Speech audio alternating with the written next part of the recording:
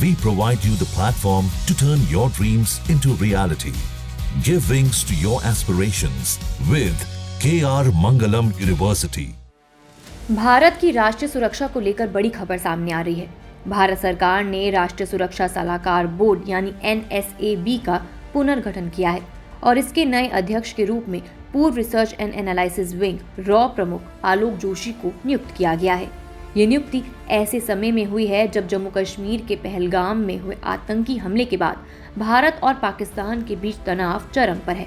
तो आइए इस खबर को विस्तार से समझते हैं और जानते हैं कि आलोक जोशी की ये नई भूमिका भारत की सुरक्षा नीतियों को कैसे मजबूत कर सकती है। बता दें कि केंद्र की मोदी सरकार ने राष्ट्रीय सुरक्षा सलाहकार बोर्ड में अब 7 सदस्यों को शामिल किया है। इस बोर्ड में विभिन्न क्षेत्रों के विशेषज्ञ शामिल हैं।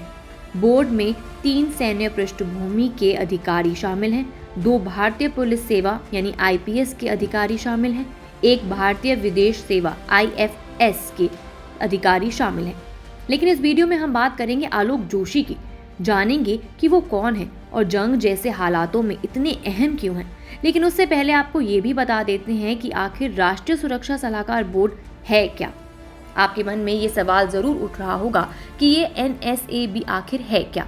दरअसल राष्ट्रीय सुरक्षा सलाहकार बोर्ड एक ऐसी संस्था है जो भारत की सुरक्षा से जुड़े बड़े और जटिल मुद्दों पर सरकार को सलाह देती है।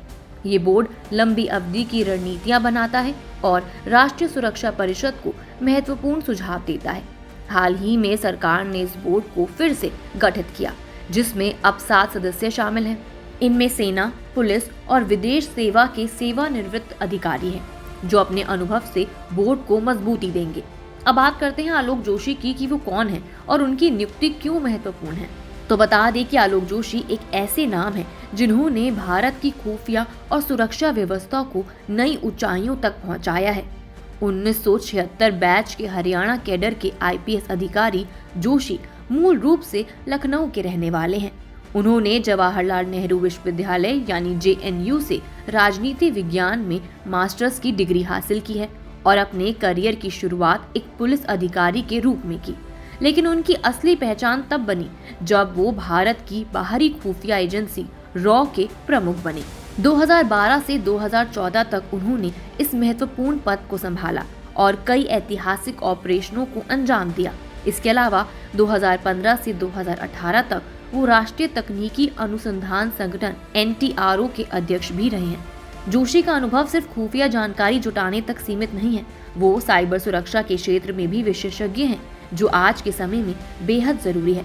उनके नेतृत्व में रॉ ने पाकिस्तान से जुड़े आतंकी नेटवर्क को कमजोर करने और भारत विरोधी गतिविधियों पर नकेल कसने के लिए कई सफल अभियान चलाए हैं। 2013 में म्यांमार सीमा पर उग्रवादी ठिकानों के खिलाफ किया गया ऑपरेशन इसका एक बड़ा उदाहरण है, जिसमें भारत और म्यांमार की सेनाओं ने मिलकर पूर्वोत्तर में सक्रिय आतंकी संगठनों को ध्वस्त किया था।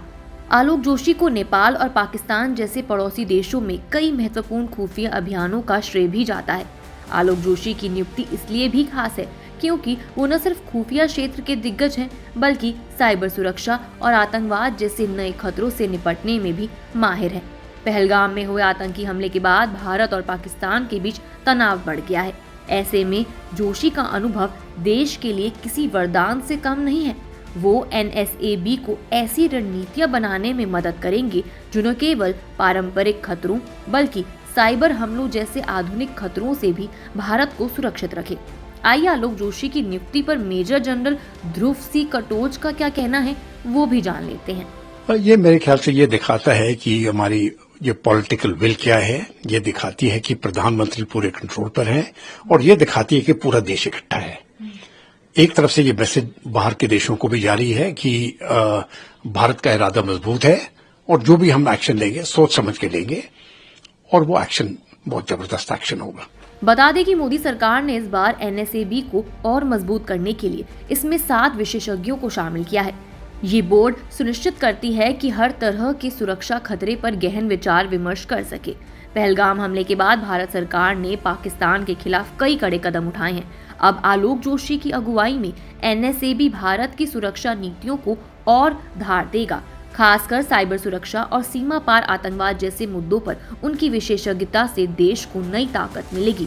ये नियुक्ति भारत के उस दृढ़ संकल्प को दर्शाती है जो हर चुनौती का सामना करने के लिए तैयार है।